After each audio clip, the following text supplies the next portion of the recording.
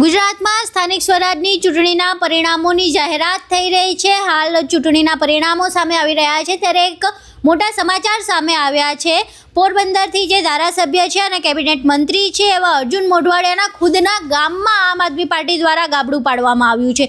જે સમાચાર સામે આવ્યા છે એ મુજબ કેબિનેટ મંત્રી છે અર્જુન મોઢવાડિયા પોતાનો એક આગવો દબદબો ધરાવે છે। પહેલાં કોંગ્રેસમાં હતા ત્યારે પણ તેમની એક આગવું પ્રતિનિધિત્વ હતું, તેમની આગવી ઓળખ હતી, દબદબો હતો, તેના કારણે કોંગ્રેસમાં પણ ચૂંટાતા હતા। ત્યારબાદ તેઓ ભાજપમાં પક્ષ પલટો કરીને ગયા અને ત્યાં પણ તેમનો દબદબો એટલો જ રહ્યો। હાલ કેબિનેટ મંત્રી છે, પરંતુ જે સ્થાનિક સ્વરાજની ચૂંટણી છે એ ચૂંટણીના જે પરિણામ સામે આવી રહ્યા છે એમાં જે સામે આવ્યું છે કે અર્જુન મોઢવાડિયાના ખુદના ગામમાં આમ આદમી પાર્ટી દ્વારા ગાબડું પાડવામાં આવ્યું છે। એટલે ક્યાંક ને ક્યાંક એવું લાગી રહ્યું છે કે અર્જુન મોઢવાડિયા પોતાના ગામમાં જે છે ત્યાં જ લોકોને અને જનતાને સંતોષ નથી અપાવી શક્યા। ક્યાંક ને ક્યાંક અર્જુન મોઢવાડિયા પ્રત્યે જે નારાજગી હોય તે ઉડીને આંખે વળગી હોય એવું લાગી રહ્યું છે। જે સૌથી મોટા સમાચાર છે, કારણ કે કેબિનેટ મંત્રીના ગઢમાં ગાબડું પડવું અને પણ આમ આદમી પાર્ટી દ્વારા જે ભાજપ એવું કહેતું હતું કે આમ આદમી પાર્ટી ખાતું પણ નહીં ખોલાવી શકે, તેણે ખુદ કેબિનેટ મંત્રીના ગામમાં ગાબડું પાડ્યું છે।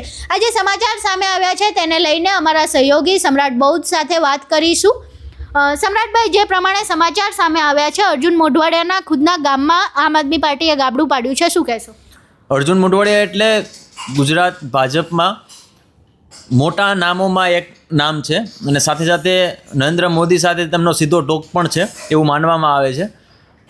જે મહાનગરપાલિકા પોરબંદરમાં નવી બની અને એમાં જે અત્યાર સુધીમાં 48-49ની આસપાસ બેઠકો ઉપર ભાજપ જીતી ગયું છે, એવું પણ લાગે છે કે કદાચ આ તમામ બેઠકો ઉપર ભાજપ જીતી જાય, પરંતુ સૌથી મોટી હાર ગણાય એવું મોઢવાડા ગામ, જે અર્જુન મોઢવાડિયાનું પોતાનું ગામ છે, એ ગામમાં તેમ આમ આદમી પાર્ટીએ ગાબડું પાડ્યું છે એવું કહેવામાં આવતું હતું। ત્યાંના પત્રકારો સાથે પણ વાત થઈ અને હું પણ પોરબંદરનો છું એટલે મને ખ્યાલ છે કે આમ આદમી પાર્ટીનું વજૂદ એટલું હતું નહીં પોરબંદરમાં, અને કોંગ્રેસનું પણ નહોતું અને આમ આદમી પાર્ટીનું પણ નહોતું, પરંતુ જે રીતે મોઢવાડામાં આમ આદમી પાર્ટીએ ગાબડું પાડ્યું છે એ જોતાં એવું લાગે છે કે જે મહાનગરપાલિકામાં જે કદાચ ને 52 સીટ પણ અર્જુન મોઢવાડિયા ભાજપ જીતી જાય તો પણ અર્જુન મોઢવાડિયાના ગામમાં જે આમ આદમી પાર્ટીએ ગાબડું પાડ્યું છે એ સૌથી મોટી હાર માનવામાં આવી શકે એમ છે।